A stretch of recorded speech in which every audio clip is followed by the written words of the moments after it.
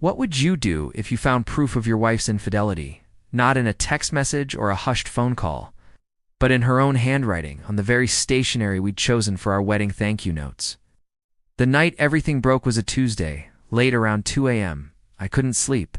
A gnawing unease had been settling in my gut for weeks. I walked into our home office, the soft glow of streetlights filtering through the blinds. And there it was, a small, ornate box of our personalized stationery, slightly ajar on her desk. A single, folded sheet lay half exposed.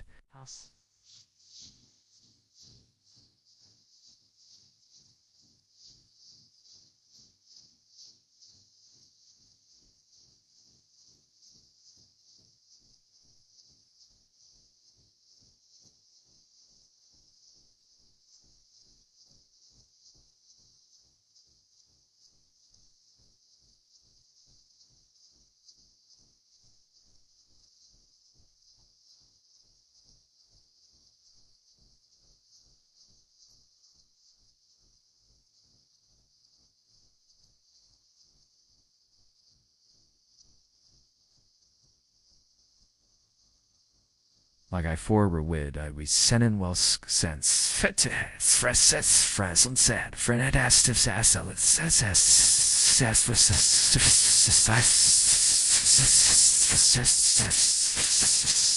They weren't for me. They were a confession of love, a detailed recounting of stolen moments, addressed to someone else. The last line, a chilling whisper of future plans, ended abruptly, leaving me suspended in a silent, suffocating void. If you genuinely enjoy our stories, please subscribe to the channel. Tell us where you're from and what time it is right now. It's always fascinating to know how far our story flows. The stationery, embossed with our intertwined initials, felt like a cruel joke.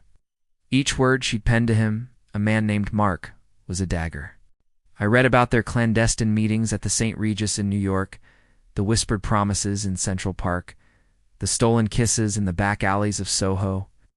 My wife, Sarah, the woman I'd loved for 15 years, was living a double life. The unease I'd felt, the late nights she'd attributed to client dinners, the sudden disinterest in our shared hobbies, it all clicked into place with a sickening thud. I remembered the day I first noticed the shift. We were at our favorite diner, the corner booth on 14th Street, a place where we'd shared countless breakfasts. She was glued to her phone, a faint, secretive smile playing on her lips. When I asked what was so amusing, she snapped, "Just work, David. You wouldn't understand." Her eyes, usually warm and inviting, were cold, distant. It was a look I'd never seen before, a precursor to the manipulative stranger she would become. The discovery wasn't a sudden explosion. It was a slow, agonizing unraveling. I started noticing the small things, receipts for expensive dinners at places she hadn't mentioned.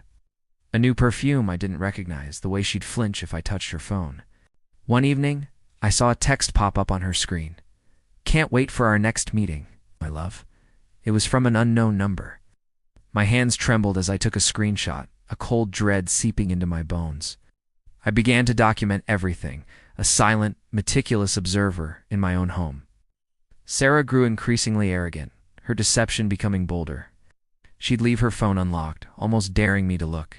But I knew better than to confront her without an ironclad case. She'd talk about Mark, her new business associate, with a casualness that bordered on contempt for my intelligence. I saw them once by chance at a coffee shop in Dallas, near the Arts District.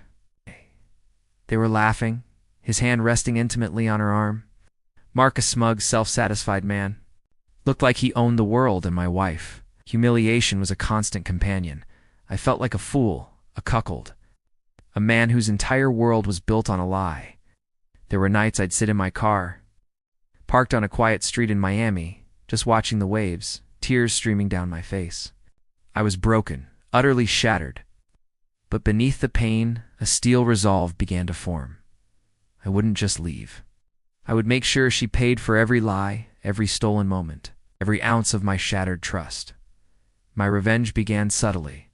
I hired a private investigator, a discreet woman named Alina, who worked out of a small office in Chicago's Loop.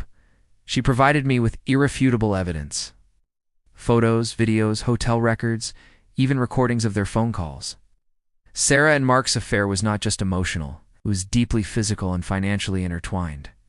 Mark was a senior partner at a rival firm, and Sarah was feeding him sensitive information from my company. Information that could ruin me. This wasn't just about a broken heart. It was about corporate espionage and fraud. I started setting my traps. I consulted with a top divorce attorney, a shark named Mr. Henderson, whose office overlooked the bustling streets of Los Angeles. He laid out a strategy that would leave Sarah with nothing. I also began to subtly leak information about Sarah's unprofessional conduct to key figures in her social circle. And within her company, always through anonymous channels, always with just enough truth to be believable. But not enough to be traced back to me. I wanted her reputation to crumble before the legal hammer fell. The public exposure was meticulously planned. I chose the annual charity gala, a high-profile event in Beverly Hills, where Sarah was being honored for her contributions to the community. As she stood on stage basking in the applause, a large screen behind her, meant to display her achievements, suddenly flickered. Instead, it showed a montage of Elena's evidence: Sarah and Mark entering hotels, kissing in public, screenshots of their incriminating texts, and finally, a recording of Sarah discussing confidential company data with Mark. The room erupted in gasps, then a stunned silence. Sarah's face, initially beaming, contorted into a mask of horror. The fallout was immediate and catastrophic. The legal proceedings were swift and brutal.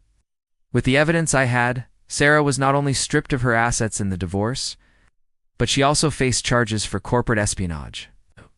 Her company fired her, her social circle ostracized her, and her friends vanished. Mark, cowardly as predicted, denied everything, throwing Sarah under the bus. To save his own career, though his reputation was also severely tarnished, I saw Sarah once more, months later, in a downtown Los Angeles courtroom.